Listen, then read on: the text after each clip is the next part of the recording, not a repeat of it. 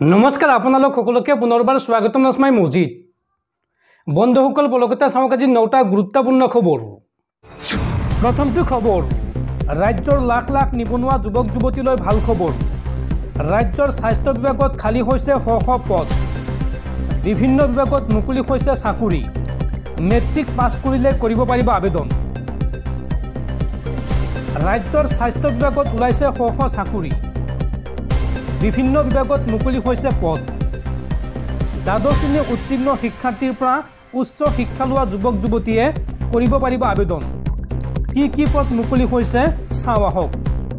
এনাষ্টেটিক technician, artist, assistant physiotherapist, কাঠমিস্ত্ৰী, কমাৰ, dark room assistant, x-ray technician, dental mechanic, dental technician, dresser, ECG technician, ECG machine operator, electrician, fitter, health inspector, ICU technician, laboratory technician, OT technician, pharmacist, photographer, pump operator, radiographer, sanitary inspector, social worker, staff nurse আদি বিভিন্ন বিভাগত ওলাইছে পদ। পদ অনুযায়ী আবেদনকাৰী নিম্নতম শিক্ষাগত অৰ্হতা উচ্চতৰ মাধ্যমিক হ'ব লাগিব। অনলাইন যোগে কৰিব পাৰিব আবেদন। 9ৰ পৰা 18 ডিচেম্বৰৰ 12 বজাৰ ভিতৰত আপুনি অনলাইন যোগে কৰিব লাগিব আবেদন। পৰৱৰ্তী খবৰ, ঘোষণা কৰা হ'ল 2025 বৰ্ষৰ চৰকাৰী বন্ধৰ তালিকা। 31 মাৰ্চত পবিত্ৰ ঈদ। কোনদিনা কিহৰ কাৰণে বন্ধ ঘোষণা কৰা হৈছে আৰু কিমান দিন বন্ধ থাকিব 2025 বৰ্ষত চাওঁ আহক। বিগ ব্ৰেকিং নিউজ, প্ৰকাশ পালে 2025 বৰ্ষৰ চৰকাৰী বন্ধৰ তালিকা।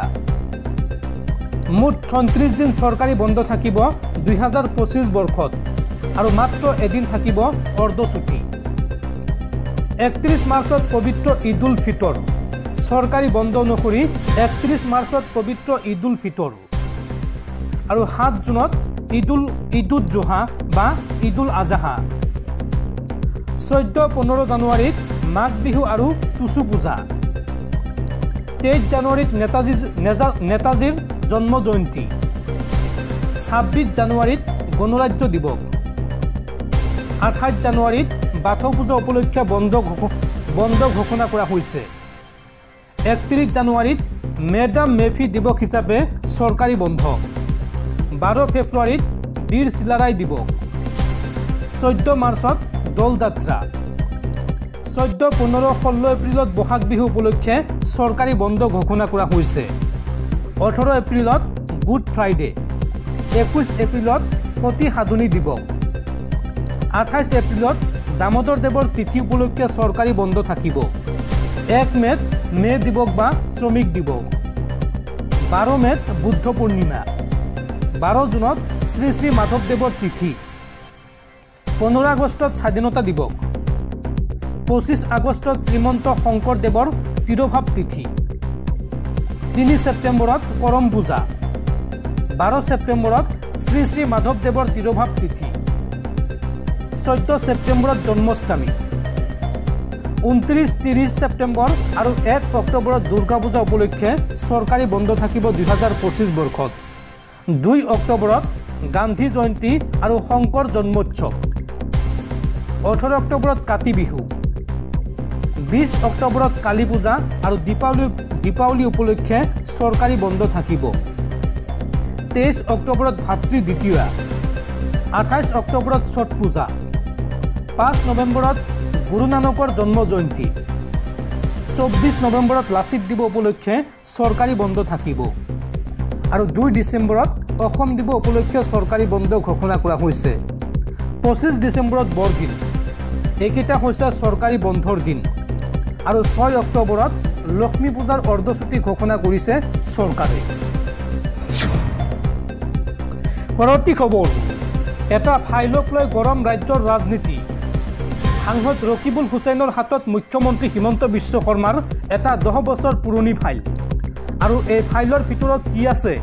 2026 বিধানসভা নিৰ্বাচনৰ পূৰ্বে এটাকৈ সকলোবোৰ ফাদিল কৰা হ'ব। এই হুংকাৰ দিছিল ৰকিবুল হুছেইনে। আৰু এই সন্দৰ্ভত এইবাৰ প্ৰতিক্ৰিয়া প্ৰকাশ কৰিছে মুখ্যমন্ত্ৰী হিমন্ত বিশ্ব শৰ্মাই।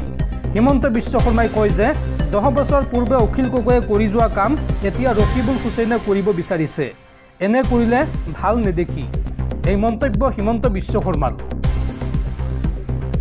10 বছৰ পূৰ্বে অখিল গগৈয়ে কৰি যোৱা কাম এতিয়া ৰকিবুল হুছেইনে কৰিলে ভাল নেদেখি। এই মন্তব্য হিমন্ত বিশ্ব শৰ্মাৰ। ৰকিবুল হুছেইনৰ ফাইলৰ প্ৰসংগত সৰব মুখ্যমন্ত্ৰী। সামগ্ৰী মানুহে ভোট দি আমাক জিকালে, এতিয়া উন্নয়নৰ বাবে কাম কৰাৰ সময়। বহু বিতৰ্কিত সেউজীয়া ফাইলক লৈ মুখ্যমন্ত্ৰী হিমন্ত বিশ্ব শৰ্মাৰ এই মন্তব্য। মুখ্যমন্ত্ৰীগৰাকীয়ে কয় যে 10 বছৰ পূৰ্বে অখিল গগৈয়ে কৰি যোৱা কাম এতিয়া ৰকিবুল হুছেইনে কৰিলে ভাল নেদেখি। 10 বছৰ পূৰ্বে অখিল গগৈয়ে এটা ফাইল লৈ ঘূৰি ফুৰিছিল আৰু এতিয়া সেই ফাইলক 10 বছৰ পিছত অখিল গগৈৰ কাম কৰিব বিচাৰিছে ৰকিবুল হুছেইনে। এই মন্তব্য হিমন্ত বিশ্ব শৰ্মা। দৰ্শকসকল আৰু বহুতো গুৰুত্বপূৰ্ণ খবৰ আছে। তাৰ আগতে আপোনাক জনাওঁ যে যদি আপুনি এতিয়ালৈকে এইটো ভিডিঅ'ত লাইক কৰা নাই তেন্তে এতিয়াই ভিডিঅ'টোত লাইক কৰি দিব আৰু এনেকুৱা ধৰণৰ ভিডিঅ'সমূহ নিতৌ চাবলৈ চেনেলটো ছাবস্ক্ৰাইব কৰি কাষত থকা বেল আইকনটো প্ৰেছ কৰি ৰাখক। পৰৱৰ্তী খবৰ, অসমত গো মাংস নিষিদ্ধ কৰাক লৈ এইবাৰ সৰব হৈ পৰিছে অধিবক্তা শাহনৱাজ। অধিবক্তা শাহনৱাজৰ মন্তব্য, যদি সঁচাকৈয়ে গো মাতা তেন্তে গৰুৰ গাখীৰ বিক্ৰী কৰা বন্ধ কৰক আৰু মানুহক খং উঠিলে গৰু বুলি গালি পৰা বন্ধ কৰক। গো মাতাক লৈ অধিবক্তা শাহনৱাজে ছ'চিয়েল মিডিয়াৰ জৰিয়তে কৰিলে 5টা বিশেষ আহ্বান।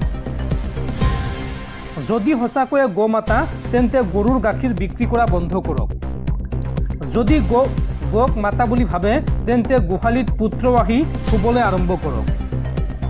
গোহালিত AC আৰু উন্নত সা সুবিধাৰ ব্যৱস্থা কৰক। কৰবাত গো মাতাৰ প্ৰাণ গ'লে পুত্ৰই সকলো দায়িত্ব পালন কৰক। মানুহক খং উঠিলে গৰু বুলি গালি পৰা বন্ধ কৰক। ছ'চিয়েল মিডিয়াত গো মাংস নিষিদ্ধ কৰাৰ বিৰুদ্ধে সৰব হৈ পৰিছে অধিবক্তা। অধিবক্তা শাহনৱাজে ছ'চিয়েল মিডিয়াৰ জৰিয়তে কৰিলে এই 5টা বিশেষ আহ্বান। পৰৱৰ্তী খবৰ, 9 ডিচেম্বৰ অৰ্থাৎ সোমবাৰে প্ৰদান কৰা হ'ব নতুন 4 মন্ত্ৰীৰ দপ্তৰ। লগতে সলনি হ'ব পূৰ্বৰ বহুকেইগৰাকী জ্যেষ্ঠ মন্ত্ৰীৰ দপ্তৰো। এই ঘোষণা মুখ্যমন্ত্ৰী হিমন্ত বিশ্ব শৰ্মাৰ। 9 ডিচেম্বৰত প্ৰদান কৰা হ'ব নতুন 4 মন্ত্ৰীৰ দপ্তৰ। লগতে সলনি হ'ব পূৰ্বৰ বহুকেইগৰাকী জ্যেষ্ঠ মন্ত্ৰীৰ দপ্তৰ। শপত গ্ৰহণৰ দিনাই এই ঘোষণা মুখ্যমন্ত্ৰী হিমন্ত বিশ্ব শৰ্মাৰ। পৰৱৰ্তী খবৰ, সমাগত ৰাজ্যৰ পঞ্চায়ত নিৰ্বাচন আৰু পঞ্চায়ত নিৰ্বাচনক লৈ এই মুহূৰ্তত ডাঙৰ ঘোষণা কৰিছে চৰকাৰে। কোনে কোনে এইবাৰ খেলিব পাৰিব পঞ্চায়ত নিৰ্বাচন চাওঁ আহক। পঞ্চায়ত নিৰ্বাচনক লৈ ডাঙৰ খবৰ। কি পদ্ধতিৰে এইবাৰৰ পঞ্চায়ত নিৰ্বাচন অনুষ্ঠিত হ'ব চাওঁ আহক। এইবাৰৰ পঞ্চায়ত নিৰ্বাচনত নাথাকিব ৰাজনৈতিক প্ৰভাৱ। ৰাজনীতি মুক্তভাৱে অনুষ্ঠিত হ'ব পঞ্চায়ত নিৰ্বাচন। নাথাকিব AGP, BJP, কংগ্ৰেছ, AIUDFৰ প্ৰভাৱ। অৱতীৰ্ণ হ'বলগীয়া সকলো প্ৰাৰ্থীয়ে হ'ব নিৰ্দলীয়। গাঁৱৰ মানুহে ভালপোৱা ব্যক্তিয়ে খেলিব পাৰিব নিৰ্বাচন। ফেব্ৰুৱাৰী 10 তাৰিখৰ ভিতৰত সমাপ্ত হ'ব পঞ্চায়ত নিৰ্বাচনৰ প্ৰক্ৰিয়া আৰু জানুৱাৰী মাহত জাৰি কৰা হ'ব পঞ্চায়ত নিৰ্বাচনৰ অধিসূচনা। 30 ডিচেম্বৰৰ পূৰ্বে প্ৰকাশ হ'ব পঞ্চায়ত নিৰ্বাচনৰ ভোটাৰ তালিকা। পঞ্চায়ত নিৰ্বাচনক লৈ এই বৃহৎ ঘোষণা চৰকাৰৰ। পৰৱৰ্তী খবৰ, গোমাংসৰ পিছত এইবাৰ গাহৰি বন্ধ হ'ব নেকি অসমত? এই সন্দৰ্ভত বৃহৎ ঘোষণা মুখ্যমন্ত্ৰী হিমন্ত বিশ্ব শৰ্মাৰ। গোমাংসৰ পিছত গাহৰিক লৈ এইবাৰ ডাঙৰ ঘোষণা মুখ্যমন্ত্ৰীৰ। গোমাংস নিষিদ্ধ কৰাৰ পিছতে গাহৰিক লৈ কৰিলে ডাঙৰ মন্তব্য। অসমত কোনো পধ্যে গাহৰি মাংস বন্ধ নহয় বুলি ঘোষণা মুখ্যমন্ত্ৰীৰ। ৰাজ্যত গাহৰি মাংস বন্ধ কৰাৰ কোনো কথাই নাই। কোনো ধৰ্মত গাহৰিক মাতা বুলি কোৱা নাই। গাহৰি বন্ধ কৰিবলৈ হ'লে ছাগলী বন্ধ কৰিব লাগিব। গাহৰি মাংসৰ ভাল ব্যৱহাৰ হ'বলৈ চৰকাৰে আঁচনি দিয়াৰ ঘোষণা। গাহৰি বন্ধ কৰাৰ পৰিৱৰ্তে ৰাজ্যত আহিব ডাঙৰ আঁচনি। এই বৃহৎ ঘোষণা মুখ্যমন্ত্ৰীৰ।